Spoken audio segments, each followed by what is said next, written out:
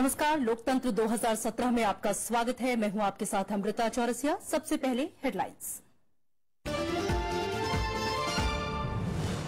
मुलायम सिंह यादव का ऐलान, समाजवादी कांग्रेस गठबंधन के लिए करेंगे प्रचार। यूपी में राहुल, अखिलेश, मायावती और राजनाथ सिंह की रैलियां।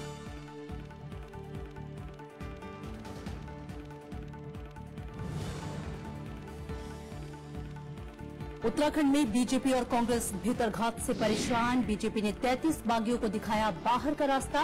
कांग्रेस में नाराज नेताओं को मनाने का दौर।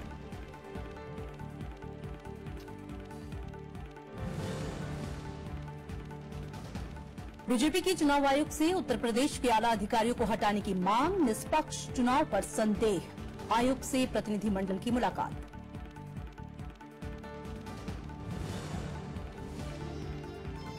और मणिपुर में मुख्यमंत्री के खिलाफ थोबल से चुनाव लड़ेंगी रोम शर्मिला। राम माधव का राज्य सरकार पर हमला। प्रदेश को भ्रष्टाचार मुक्त बनाने का दावा।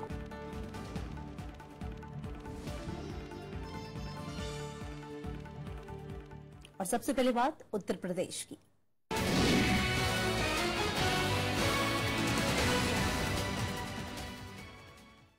समाजवादी पार्टी नेता मुलायम सिंह यादव ने यह साफ किया है कि वो पुरानी सारी बातें भूलकर अब अखिलेश यादव के साथ हैं। मुलायम सिंह ने यह दावा किया कि पार्टी में सभी विवाद खत्म हो गए हैं और वो उत्तर प्रदेश में पार्टी के लिए प्रचार करेंगे। उन्होंने यह भी साफ किया कि शिवपाल यादव अब अलग पार्टी नहीं बनाएंगे। कांग्रेस के साथ गठबंधन पर मुलायम सिंह ने कहा कि वो गठबंधन के फैसले पर पार्टी के साथ हैं।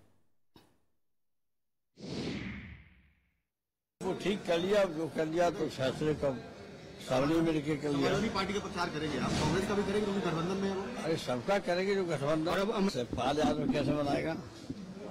जो हमसे बात नहीं होगी, पार्टी से बात नहीं होगी। अब किसी तरह गुस्से में क्या। मुख्यमंत्री अखिलेश यादव ने सोमवार को सीतापुर जिले में 6 चुनावी सभाएं की। सिधौली में मुख्यमंत्री ने कहा कि नोटबंदी की वजह से देश को भारी आर्थिक नुकसान हुआ है और बीजेपी इस नुकसान की जिम्मेदारी लेने को तैयार नहीं है। सीतापुर में मुख्यमंत्री अखिलेश यादव ने कहा कि उनकी सरकार ने हर क्षेत्र में काम किया है और लोग उन पर भरोसा करते हैं।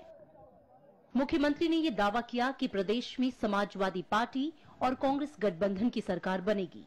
ये चुनाव इसलिए भी है कि आप आकलन कर सकते हैं कि किस पार्टी ने आपके बीच में ज्यादा काम किया है, कौन सी पार्टी है जो आपकी मदद कर रही है। कम से कम लगातार समाजवादी पार्टी ने जो काम किया है वो लोगों को भरोसा है उस पर। मुख्यमंत्री ने कहा कि प्रदेश में बीजेपी को हराने के लिए आंधी तूफान चल रहा है। उन्होंने आरोप लगाया कि काला धन जमा करने के नाम पर केंद्र सरकार ने जनता को गुमराह किया है। ये बहुत ही अलग तरह के लोग हैं, बीजेपी के लोग। ये हमारा देश, हमारा प्रदेश आगे बढ़े हम चाहते हैं, हम आगे बढ़ाना चाहते हैं। अभी बहुत सारे नौजवानों को नौकरी और रोजगार का इंतजाम करना है। आपके सड़क, बिजली, पानी का इंतजाम होगा तो हमारे नौजवानों को नौकरी और रोजगार का भी इंतजाम करना चाहते हैं। मुख्यमंत्री ने कहा कि दोबारा सरकार बनने पर अच्छी शिक्षा और रोजगार का इंतजाम किया जाएगा। साथ ही उन्होंने वादा किया कि उनकी सरकार प्रदेश के सभी गरीबों को समाजवादी पेंशन के दायरे में लाएगी। Bureau report, Rajya Sabha TV. Congress उपाध्यक्ष राहुल गांधी ने सोमवार को शामली, मथुरा और अलीगढ़ में चुनावी सभाओं को संबोधित किया। शामली में उन्होंने कहा कि मुख्यमंत्री अखिलेश यादव ने उत्तर प्रदेश में अच्छा काम किया है। उन्होंने दावा किया कि राज्य में अगली सरकार गठबंधन की बनेगी। शामली में कांग्रेस उपाध्यक्ष राहुल गांधी ने कहा कि यूपी के किसानों को देश से जोड़ने की जरूरत है। उन्होंने आरोप लगाया कि केंद्र सरकार बड़े बड़े उद्योगपतियों पर मेहरबान है, किसानों की लगातार अनदेखी की जा रही है। हिंदुस्तान के जो किसान के दिल में दर्द है, दुख है, जो किसान दिल्ली सरकार की ओर देखता है, मोदी जी की ओर देखता है, मोदी जी से सवाल पूछता है, मेरी मदद आप कब करोगे? और मोदी जी उनको एक सेकंड अपना समय नहीं देते। कांग्रेस उपाध्यक्ष ने आरोप लगाया कि प्रधानमंत्री बड़ी बड़ी बातें करते हैं, लेकिन यूपी के युवाओं को 1 रुपए का लोन नहीं देंगे। उन्होंने वादा किया कि राज्य में गठबंधन सरकार बनने पर यूपी के युवाओं को बैंक लोन और रोजगार देने में तरजीह मिलेगी। अगर हिंदुस्तान की सरकार 1,10,000 करोड़ रुपया 50 लोगों को दे सकती है, तो उत्तर प्रदेश के जो लाखों युवा हैं जो बिजनेस चलाना चाहते हैं, जो फैक्ट्री चलाना चाहते हैं, छोटी सी दुकान चलाना चाहते हैं, तो उनको हम बैंक लोन क्यों नहीं दे सकते? कांग्रेस उपाध्यक्ष ने कहा कि मेक इन इंडिया के नाम पर एक भी युवा को रोजगार नहीं मिला। उन्होंने वादा किया कि गठबंधन सरकार मेक इन यूपी कार्यक्रम शुरू करेगी, जिसके तहत स्थानीय युवाओं को रोजगार मिलेगा। Bureau report, Rajya Sabha TV. BSP अध्यक्ष मायावती ने सोमवार को फर्रुखाबाद और आगरा में चुनावी रैलियां की। फर्रुखाबाद में बीएसपी अध्यक्ष ने केंद्र और राज्य सरकार पर गरीब और दलित विरोधी होने के आरोप लगाए। पूर्व मुख्यमंत्री और बीएसपी अध्यक्ष मायावती ने आगरा और फर्रुखाबाद की चुनावी सभाओं में केंद्र और राज्य सरकारों को घेरने की कोशिश की। मायावती ने कहा कि उत्तर प्रदेश में अफसरों के तबादले उद्योग का रूप ले चुके हैं और हर तरफ भ्रष्टाचार फैला है। सपा सरकार में यहाँ हर तरफ असुरक्षा व आतंक का माहौल ही हावी रहा है।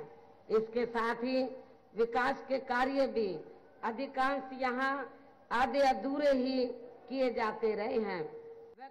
मायावती ने कहा कि केंद्र सरकार का नोटबंदी का फैसला राजनीतिक है और इससे जनता परेशान है। उन्होंने कहा कि सरकार अब नोटबंदी से मिले काले धन का हिसाब जनता को बताए।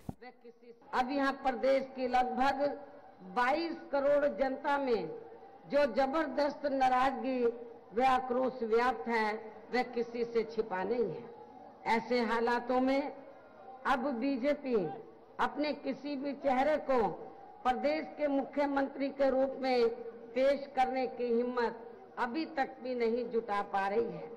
मायावती ने कहा कि उत्तर प्रदेश में समाजवादी पार्टी के शासन में अपराध बढ़े हैं, जबकि केंद्र में बीजेपी की सरकार बनने के बाद से दलितों का उत्पीड़न बढ़ा है। उन्होंने दावा किया कि जनता में एसपी और बीजेपी के खिलाफ भारी नाराजगी है। Bureau report, Rajya Sabha TV. BJP ने उत्तर प्रदेश में चुनाव में पूरी ताकत झोंक दी है। सोमवार को गृह मंत्री राजनाथ सिंह, कपड़ा मंत्री स्मृति ईरानी और ऊर्जा राज्य मंत्री पीयूष गोयल ने राज्य में कई चुनावी सभाओं को संबोधित किया। केंद्रीय गृह मंत्री और बीजेपी के वरिष्ठ नेता राजनाथ सिंह ने कासगंज में चुनावी रैली की। इस मौके पर गृह मंत्री ने कहा कि राज्य में समाजवादी पार्टी कमजोर है, इसीलिए कांग्रेस के साथ गठबंधन किया है। क्या उदाहरण है कि 16 और पार्टी में नहीं कर पाते। कांग्रेस का कोई वजूद ही नहीं है, ये तो टूटी हुई है। केंद्रीय कपड़ा मंत्री स्मृति ईरानी ने बिजनौर में चुनावी सभा को संबोधित किया। उन्होंने दावा किया कि प्रदेश में जनता प्रधानमंत्री के नाम पर बीजेपी को वोट देगी। और ये कैसे प्रधानमंत्री है? राहुल जी की तरह किसी गरीब की झोपड़ी में जाकर गरीब की रोटी खाने का ढोंग नहीं करना पड़ता। भाजपा का कार्यकर्ता जानता है, हिंदुस्तान का बच्चा बच्चा जानता है कि जब गरीब की कुटिया में जाओ तो उसकी रोटी लो नहीं, उसको रोटी दो। ऊर्जा राज्य मंत्री पीयूष गोयल ने हापुड़ में जनसभा को संबोधित किया। उन्होंने दावा किया कि राज्य में बीजेपी पूर्ण बहुमत के साथ सरकार बनाएगी। अब उत्तर प्रदेश की जनता ने भी मन बना लिया है कि ये डबल इंजन की दूसरी इंजन भी, प्रदेश की सरकार भी भारतीय जनता पार्टी की बनेगी और जब दोनों इंजन साथ में काम करेगी तभी विकास को तेजी से आगे लेके जाया जा सकेगा। इसके अलावा बीजेपी नेता योगी आदित्यनाथ ने गोरखपुर में पार्टी उम्मीदवारों के लिए प्रचार किया। Bureau report, Rajya Sabha TV. BJP के एक उच्च स्तरीय शिष्टमंडल ने आज चुनाव आयोग से मुलाकात की। उत्तर प्रदेश चुनाव के मद्देनजर बीजेपी ने चुनाव आयोग से अपील की कि वह निष्पक्ष मतदान सुनिश्चित किया जाए। बीजेपी ने आयोग को ज्ञापन सौंपकर इस बात पर चिंता जाहिर की है कि उत्तर प्रदेश में निष्पक्ष मतदान को प्रभावित करने की कोशिश जारी है। बीजेपी का आरोप है कि प्रदेश के कई आला अधिकारी सत्ताधारी समाजवादी पार्टी को लाभ पहुंचाने का काम कर रहे हैं। पार्टी का कहना है कि इस संबंध में उत्तर प्रदेश के मुख्य चुनाव अधिकारी और दिल्ली में मुख्य चुनाव आयुक्त को पहले ही लिखित ज्ञापन सौंपा जा चुका है। उनको तुरंत वहां से हटा के और कोई कॉम्पिटेंट सीनियर आदमी को डायरेक्टर जनरल पुलिस का नियुक्ति करके चुनाव निष्पक्ष और स्वतंत्र चुनाव कराने के लिए पूरा प्रयास होना चाहिए, ऐसा हमने चुनाव आयोग से अनुरोध किया है। वही मुख्य सचिव के बारे में भी, एडिशनल डीजी के बारे में ही। बीजेपी ने उत्तर प्रदेश विधानसभा चुनाव के लिए 9 और उम्मीदवारों की सूची जारी की है। पार्टी उम्मीदवारों की चौथी सूची में 5वें, 6ठे और 7वें दौर के उम्मीदवारों के नाम शामिल हैं। पार्टी ने सैयद राजा सीट के विधायक सुनील सिंह को दोबारा उम्मीदवार बनाया है। इसके अलावा बीकापुर, बलिया शहर, बैरिया, मुगलसराय, सकलडीहा, ज्ञानपुर और मरीहान से उम्मीदवारों के नाम का ऐलान किया है। नवाबों की शहर लखनऊ को नजाकत, नफासत और खूबसूरत शाम के अलावा अगर किसी चीज के लिए दुनिया भर में याद किया जाता है तो वो है चिकनकारी। लेकिन चीन में बने चिकनकारी वाले सस्ते कपड़े ने लखनऊ चिकन के लिए मुश्किल बढ़ा दी है। रही सही कसर नोटबंदी ने पूरी कर दी। उन दिनों शहर के 5 लाख से ज्यादा चिकनकारी मजदूर रोटी रोजी के लिए परेशान हैं। अगले चुनाव में मजदूरों की बदहाली बड़ा मुद्दा बन सकती है।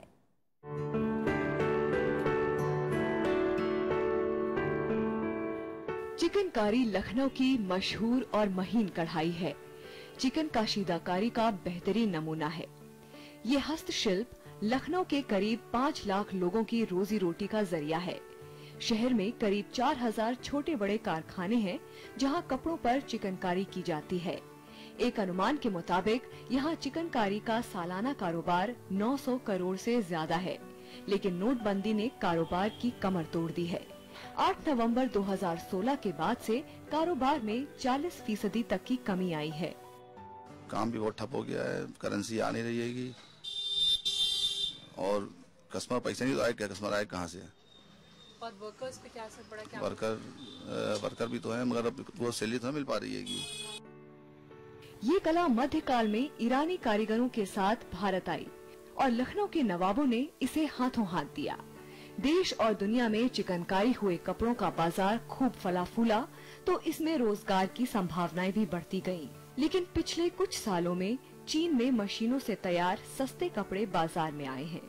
हालांकि इनकी क्वालिटी हाथ से तैयार चिकन जैसी नहीं है, लेकिन इनसे कारोबार को भारी नुकसान हुआ है। दिक्कतें तो बहुत आ रही हैं। जबकि 200-300 का काम होता था, अब वो भी नहीं रह गया नोटबंदी से हमारा। और लोग जो है छोड़ के जा रहे हैं। सबको बहुत प्रॉब्लम हो रही, कोई कुछ काम कर रहा है, कोई रिक्शा चला रहा है, कोई कुछ चला रहा है।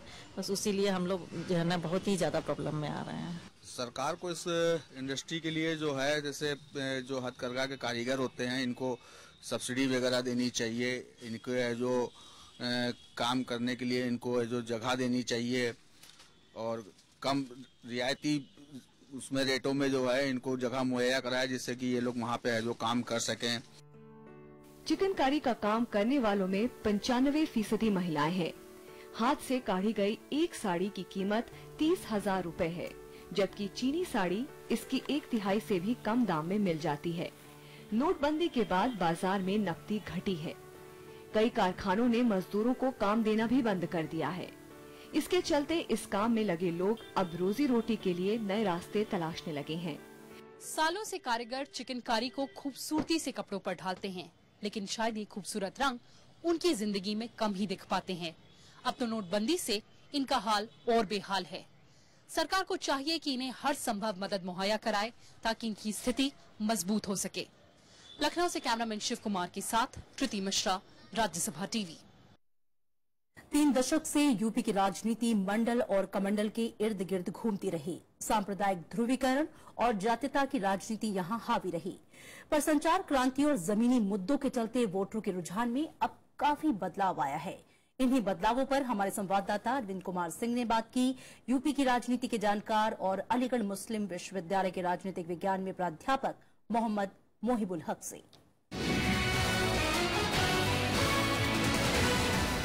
बहुत सारे इशूज हैं आपके हिसाब से जो पिछले कुछ चुनाव जो हुए हैं उसमें किस तरह के चेंजेज आप देखते रहे हैं, क्योंकि आप राजनीति विज्ञान के जो है अध्येता हैं, क्या किस तरह के इशूज आपको नजर आते हैं? देखिए, जो यूपी असेंबली का इलेक्शन है उसमें एक बात हमें और भी याद रखनी चाहिए कि ये दुनिया में सबसे बड़ा सब नेशनल इलेक्शन है। पूरी दुनिया में सबसे बड़ा सब नेशनल इलेक्शन कहलाता है। 22 करोड़ की पॉपुलेशन वाला एक स्टेट है जिसमें इलेक्शन हो रहा है। और इश्यूज अगर देखा जाए यहाँ पे, तो इश्यूज आमतौर पे उत्तर प्रदेश में जो पिछले 90s से अगर आप ट्रेंड देखेंगे तो एक कॉम्युनल पॉलिटिक्स का दौर था जिसमें बहुत ही स्ट्रांग पोलराइजेशन था इस स्टेट में, जिसमें जिस जमाने में मस्जिद और मंदिर के झगड़े चल रहे थे, मूवमेंट चल रहे थे, रथ यात्रा निकाली जा रही थी। चूंकि यूपी उसका सेंटर था, अयोध्या उसका एक सेंटर था, इसलिए उसका एक इम्पैक्ट था। और उस इम्पैक्ट के बाद आप देखेंगे कि जो कॉम्युनल पॉलिटिक्स है उसको यहाँ के लोगों ने डिफीट दिया था। अब बीएसपी जो है एक बड़ी मेजर पार्टी है खासतौर पर उत्तर प्रदेश के संदर्भ में, और उसने पहली बार जो है एक कोशिश की है कि क्या दलित और मुस्लिम समीकरण बनाने की। आपको लगता है कि ये समीकरण क्या पहले कारगर रहा है या इस बार उन्होंने बड़ी तादाद में तकरीबन 100 के करीब मुसलमानों को टिकट दिया है और एक दलित मुस्लिम अलायंस बनाने की कोशिश की है। और उसकी वजह यह है कि पूरे हिंदुस्तान में जो माहौल बना हुआ है उस माहौल में आप देखेंगे कि जो काऊ विजिलेंटीज हैं उनका ज़्यादातर अटैक दलितों पे या मुसलमानों पे रहा है, और उसको वो कहीं ना कहीं से उससे जोड़ करके देखती हैं कि ये बीजेपी के लोग हैं, ये हिंदुत्ववादी लोग हैं। और ऐसी हालत में जो कॉमन थ्रेट है, जो को सफरर होंगे उसके वो दलित और मुसलमान हैं, इसलिए उनको एक प्लेटफॉर्म पे आना चाहिए। यूपी के नतीजों की ओर जो है हाँ, ये दिलचस्प इलेक्शन इसलिए है कि इसे सेमीफाइनल के तौर पे भी देखा जा रहा है। इसे ये देखा जाए 2019 के इलेक्शन से पहले ये कहा जा रहा है कि सबसे बड़ा इलेक्शन है ये, और नतीजे के तौर पे ये फाइट जो है बेसिकली समाजवादी और बीएसपी के बीच में है। और ऐसा लगता है कि शायद जो रूलिंग पॉलिटिकल पार्टी है सेंटर में वो शायद 3rd पोजीशन के लिए लड़ेगी। मतलब राष्ट्रीय दलों को इंतजार करना पड़ेगा। राष्ट्रीय दलों को, कांग्रेस और बीजेपी को इंतजार करना पड़ेगा। Thank you sir.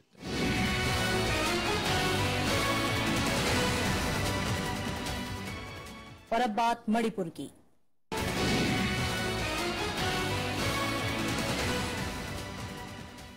बीजेपी के राष्ट्रीय महासचिव और पूर्वोत्तर राज्यों के प्रभारी राम माधव ने कहा कि मणिपुर में बदलाव का वक्त आ गया है।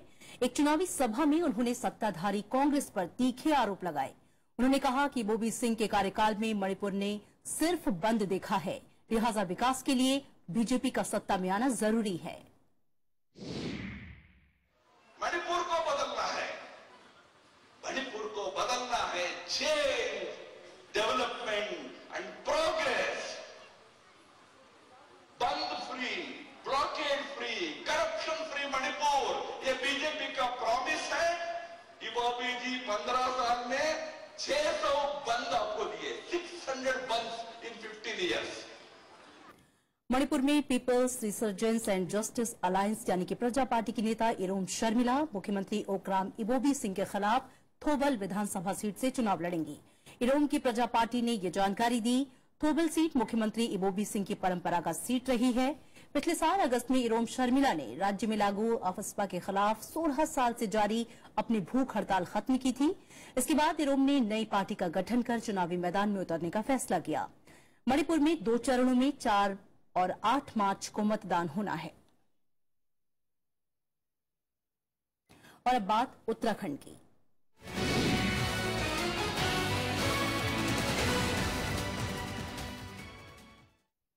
उत्तराखंड में सोमवार से पोस्टल बैलेट के जरिए मतदान का सिलसिला शुरू हो गया है। चुनाव ड्यूटी पर जाने वाले कर्मचारी इसके जरिए मतदान में हिस्सा ले रहे हैं। 7 फरवरी को भी पोस्टल बैलेट से मतदान किया जा सकेगा। सभी जिलों में इसके लिए पूरी व्यवस्था कर दी गई है। प्रदेश में 15 फरवरी को मतदान है, जिसकी तैयारी के लिए चुनाव आयोग ने पूरा जोर लगा रखा है। इन कर्मचारियों के कंधे पर कई अहम जिम्मेदारियां दी गई हैं। उत्तर प्रदेश और उत्तराखंड में विधानसभा चुनाव के मद्देनजर भारत नेपाल सीमा को पूरी तरह से सील कर दिया जाएगा। 12 फरवरी से 14 फरवरी तक दोनों देशों के बीच लगने वाली वो सीमा पूरी तरह बंद रहेगी, जो कि उत्तर प्रदेश और उत्तराखंड को छूती हो। दोनों देशों के बीच प्रशासनिक स्तर पर हुई बातचीत के बाद ये फैसला लिया गया है। हालांकि समझौते के मुताबिक किसी भी तीसरे देश के नागरिक को सीमा पार करने की अनुमति होगी। केंद्रीय कृषि मंत्री राधा मोहन सिंह ने हरीश रावत सरकार की कड़ी आलोचना की। देहरादून में प्रेस कॉन्फ्रेंस में उन्होंने कहा कि राज्य सरकार विकास के मामले में नाकाम रही। उन्होंने दावा किया कि इस बार प्रदेश में बीजेपी की सरकार बनेगी। उत्तराखंड विधानसभा चुनाव के मद्देनजर कई केंद्रीय मंत्री इन दिनों उत्तराखंड में जोर लगा रहे हैं। इस सिलसिले में केंद्रीय कृषि मंत्री राधा मोहन सिंह ने हरीश रावत पर सीधा निशाना साधा। उन्होंने हरीश रावत सरकार पर भ्रष्टाचार के आरोप लगाए। उत्तराखंड की वर्तमान सरकार देवभूमि के विकास के बदले घोटालों की सरकार बन गई। खनन घोटाला, शराब घोटाला, राशन घोटाला जैसी इनकी करतूतों को अच्छी तरह यहाँ की जनता समझ चुकी है। राधा मोहन सिंह ने कहा कि केंद्र सरकार ने उत्तराखंड के विकास के लिए करोड़ों रुपयों का पैकेज दिया, लेकिन राज्य सरकार उसे खर्च करने में नाकाम रही। उन्होंने कहा कि हरीश रावत सरकार का ध्यान विकास पर है ही नहीं। मित्रों, जो मेरा मंत्रालय है, इसके जब आंकड़े देखेंगे, आप चाहेंगे तो अलग से मैं उन आंकड़ों को भी दूंगा कि प्रधानमंत्री कृषि सिंचाई योजना और इससे जो संबंधित कार्यकलाप हैं, उनके लिए जो पिछले 2-3 वर्षों में हमने राशि दी है, उसको भी ये सरकार खर्च नहीं कर पाई। राधा मोहन सिंह ने कहा कि राज्य आपदा कोष को भी खर्च करने में प्रदेश सरकार नाकाम रही है। 15 फरवरी को होने वाले मतदान को देखते हुए बीजेपी ने उत्तराखंड में पूरा जोर लगा दिया है। Bureau report, Rajya Sabha TV. Uttarakhand में बागियों पर कार्रवाई का दौर जारी है। बीजेपी ने पार्टी विरोधी गतिविधियों के आरोप में 33 नेताओं और कार्यकर्ताओं को पार्टी से निकाल दिया। इनमें से ज्यादातर नेता अपनी ही पार्टी के उम्मीदवार के खिलाफ निर्दलीय उम्मीदवार के तौर पर मैदान में उतरे हुए हैं। इन नेताओं को 6 साल के लिए पार्टी से निकाल दिया गया है। इससे पहले भी बीजेपी ने 18 नेताओं को पार्टी से निकाला था। हालांकि पहले इन्हें नामांकन वापसी के लिए मनाया गया, लेकिन ऐसा न होने के बाद बीजेपी ने सबको पार्टी से बाहर का रास्ता दिखा दिया। उत्तराखंड में बीजेपी और कांग्रेस दोनों ही पार्टियों की नींद बागियों ने उड़ा रखी है। कुछ दिन पहले कांग्रेस ने भी 26 नेताओं को पार्टी विरोधी गतिविधियों के चलते पार्टी से बाहर किया था।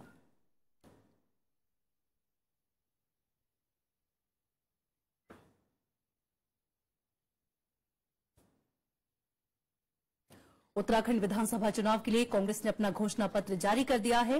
राजधानी देहरादून में मुख्यमंत्री हरीश रावत ने घोषणा पत्र जारी करते हुए कई वायदे किए, लेकिन घोषणा पत्र में सबसे ज्यादा जोर रोजगार और पलायन के मुद्दे पर दिया गया। उत्तराखंड के मुख्यमंत्री हरीश रावत ने रविवार को पार्टी का घोषणा पत्र जारी कर दिया। इस मौके पर उत्तराखंड की प्रभारी अंबिका सोनी, प्रदेश कांग्रेस अध्यक्ष किशोर उपाध्याय और कुमारी शैलजा भी मौजूद थी। घोषणा पत्र के बड़े हिस्से में पलायन रोकने पर जोर दिया गया है। एक मॉडर्न डायनेमिक यंग उत्तराखंड की सोच को इसमें हमने व्यक्त करने की बात कही है और ऑलरेडी उस दिशा में कुछ कदम उठाए गए हैं। कांग्रेस ने अगले 3 साल में पलायन पर लगाम कसने और 2022 तक उन इलाकों में रोजगार के अवसर पैदा कर लोगों को वापस लाने पर जोर दिया।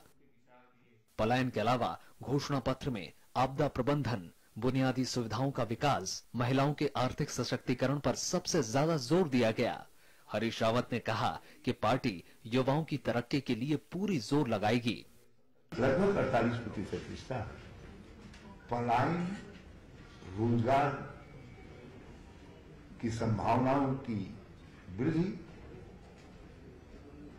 और पलायनी क्षेत्रों में आधारभूत ढांचे, शिक्षा, स्वास्थ्य, सड़क, बिजली, पानी के संवर्धन पर फोकस है। कांग्रेस ने हर गांव तक सड़क और बिजली पहुंचाने के अलावा रानीखेत, देहरादून, नैनीताल और हरिद्वार में बिजली पैदा करने का भी वादा किया है। Bureau report, Rajya Sabha TV. और इसी के साथ लोकतंत्र 2017 में मेरे साथ इतना ही। नमस्कार।